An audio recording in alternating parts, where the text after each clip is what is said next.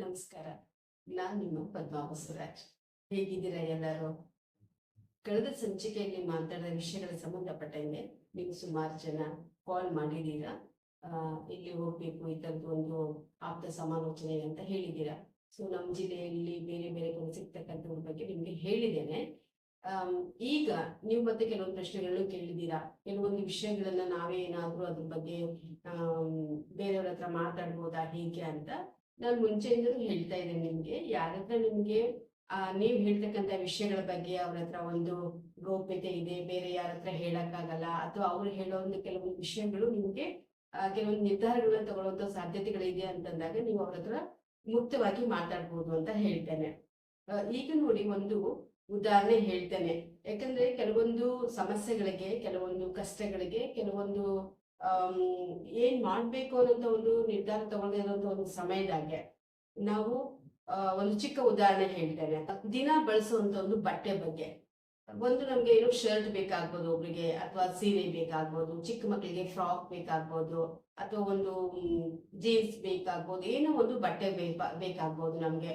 So ಅವಾಗ ನಾವು ಬಟ್ಟೆ ತರ್ಲಿಕ್ಕೆ ಶಾಪ್ಗೆ ಹೋಗ್ಬೇಕು ಅಂತಂದಾಗೆ ನಮ್ಗೆ ಹಣ ಬೇಕಾಗುತ್ತೆ ಮುಖ್ಯವಾಗಿ. ಸೊ ಹಣದ ಜೊತೆಗೆ ಏನ್ ಬೇಕಾಗುತ್ತೆ, ಬಟ್ಟೆಗಳು ಎಲ್ಲಿ ಸಿಗುತ್ತೆ, ಯಾವ ಶಾಪಲ್ಲಿ ಎಷ್ಟು ಚೆನ್ನಾಗಿ ಸಿಗುತ್ತೆ ಅಂತ ನಾವು ಕೇಳ್ತೀವಿ ಬೇರೆಯವ್ರಿಗೆಲ್ಲಾನು. ಸೊ ನಾವು ಬಟ್ಟೆ ಅಂಗಡಿಗೆ ಹೋಗಿದ್ಮೇಲೆ ನಾವು ಯೋಚನೆ ಮಾಡಿರ್ತೇವೆ, ಈ ತರದ ಬಟ್ಟೆ ತಗೊಳ್ಬೇಕು ಅಂತ ಏನು ಅಂತ ನೀವು ನೋಡಿ. ಸೊ ನಾವು ಬಟ್ಟೆ ಅಂಗಡಿಗೆ ಹೋಗಿದ್ಮೇಲೆ ನಾವು ಬಟ್ಟೆ ಅಂಗಡಿಯವ್ರಿಗೆ ಕೇಳ್ತೇವೆ, ಒಂದು ಬಟ್ಟೆ ಕೊಟ್ಬಿಡಿ ಅಂತ ಕೇಳ್ತೀವ? ಇಲ್ಲ, ನಮ್ಗೆ ಶರ್ಟ್ ಬೇಕು, ಅಥವಾ ಸೀರೆ ಬೇಕು, ಫ್ರಾಕ್ ಬೇಕು, ಮಕ್ಳಿಗೆ ಏನೋ ಒಂದು ಜೀನ್ಸ್ ಬೇಕು, ಏನೋ ಬೇಕು ಅಂತ ನಾವು ಬಟ್ಟೆ ಅಂಗಡಿಯವ್ರಿಗೆ ಕೇಳ್ತೀವಿ. ಅವರು ವೆರೈಟಿ ಎಲ್ಲ ಬಟ್ಟೆಗಳೆಲ್ಲ ತೆಗೆದು ಹಾಕ್ತಾರೆ. ಸೊ ಆ ವೆರೈಟಿ ಬಟ್ಟೆಗಳಲ್ಲಿ ನಮ್ಗೆ ಬೇಕಾಗಿರ್ತಕ್ಕಂಥದ್ದು ಕಾಟನ್ನು, ಅಥವಾ ಪಾಲಿಸ್ಟರು, ಅಥವಾ ಜೀನ್ಸು, ಅಥವಾ ಬೇರೆ ತರದ್ದು ಏನೋ ಒಂದು ಬಟ್ಟೆ ಬೇಕು ಅಂತಂದೇಳಿ ಒಂದು ಆಯ್ಕೆ ಮಾಡ್ಕೊಳ್ತೇವೆ. ಆಯ್ಕೆ ಮಾಡ್ಕೊಂಡ್ಮೇಲೆ ಬರೀ ಆಯ್ಕೆ ಮಾಡ್ಕೊಳ್ತೀವ? ಇಲ್ಲ, ಕಲರ್ಸ್ ಇರ್ತೇವೆ, ಯಾವ ಕಲರ್ ಕಾಂಬಿನೇಷನ್ ಇದ್ರೆ ಚೆನ್ನಾಗಿರ್ತದೆ, ಯಾವುದು ಒಂದು ಇದಕ್ಕೆ ಇದು ಯಾವ್ದು ಶೂಟ್ ಆಗುತ್ತೆ ಅಂತ ನಾವು ನೋಡ್ತೇವೆ. ಸೊ ಇದ್ರ ಜೊತೆಗೆ ಮತ್ತೇನ್ ಮಾಡ್ತೇವೆ ನಾವು, ಒಂದು ಅದು ಸೈಜ್ ನೋಡ್ತೇವೆ. ಈ ಸೈಜ್ ಆಗ್ತದೋ ಇಲ್ಲೋ, ಈ ಸೈಜು ಹೊಂದುತ್ತದೋ ಇಲ್ಲೋ ಅಂತ ನೋಡ್ತೇವೆ. ಸೊ ಒಂದು ನಾವು ಬಟ್ಟೆ ನೋಡ್ತೇವೆ, ಒಂದು ಕಲರ್ ನೋಡ್ತೇವೆ, ಒಂದು ಸೈಜ್ ನೋಡ್ತೇವೆ. ಅದ್ ನೋಡಿದ ತಕ್ಷಣ ಏನ್ ಮಾಡ್ತಾರೆ, ಕೆಲವೊಬ್ರು ಅದನ್ನ ಹಾಕೊಂಡ್ ನೋಡ್ತಾರೆ. ಅಂದ್ರೆ ನನ್ಗೆ ಕಂಫರ್ಟೇಬಲ್ ಇದೆನೋ ಇಲ್ವೋ, ನನ್ಗೆ ಅದು ಸೆಟ್ ಆಗ್ತದನೋ ಇಲ್ವೋ, ಅದು ನನ್ಗೆ ಒಪ್ಪುತ್ತೋ ಇಲ್ವೋ ಅಂತಂದೇಳಿ ನಾವು ಬೇರೆ ಬೇರೆ ವಿಧದಲ್ಲಿ ಅದನ್ನ ಶರ್ಟ್ನ ಅಥವಾ ಬೇರೆ ಒಂದು ಸ್ಯಾರಿನ ಹಿಂಗಾಗಿ ನೋಡ್ತೇವೆ. ಹಾಗೆ ನಾವು ಅದನ್ನ ಹಾಕೊಂಡು ನೋಡಿದ್ಮೇಲೆ ನಮ್ಗೆ ಅದು ಸರಿ ಅನ್ಸುತ್ತೆ, ಆ ಕಲರ್ ಒಪ್ಪುತ್ತೆ, ಅಥವಾ ನಮ್ಗೆ ಕಂಫರ್ಟೇಬಲ್ ಫೀಲ್ ಆಗ್ತದೆ, ಅಥವಾ ನನ್ನ ಕಲರ್ಗೆ ಅದಕ್ಕೆ ಮ್ಯಾಚ್ ಆಗುತ್ತೆ ಅನ್ನೋಂಥದನ್ನ ನಾವು ಗುರುತು ಮಾಡ್ಕೊಂಡ್ಮೇಲೆ ಅದ್ರ ಬೆಲೆ ಕೇಳ್ತೇವೆ. ಅದ್ರ ಬೆಲೆ ಕೇಳಿದಾಗ ಏನ್ ಮಾಡ್ತೇವೆ, ಅವ್ರು ಎಷ್ಟು ಒಂದು ಅಮೌಂಟ್ ಹೇಳ್ತಾರೆ. ಹಾಗೆ ಹೇಳಿದಾಗ ನಾವು ಅಷ್ಟು ಹಣ ಕೊಟ್ಟು ಬಂದ್ಬಿಡ್ತೀವ? ಇಲ್ಲ, ಏನ್ ಮಾಡ್ತೇವೆ, ನಾವು ಚೌಕಸಿ ಮಾಡ್ತೇವೆ, ಬಾರ್ಗೇನ್ ಮಾಡ್ತೇವೆ.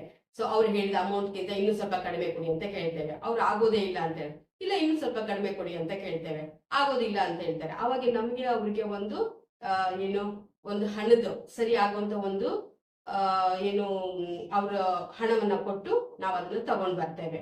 ಸೊ ಈಗ ನೀವ್ ಏನ್ ಮಾಡ್ಬೇಕು ಅಂದ್ರೆ, ಎಲ್ಲರೂ ಯೋಚನೆ ಮಾಡಿ.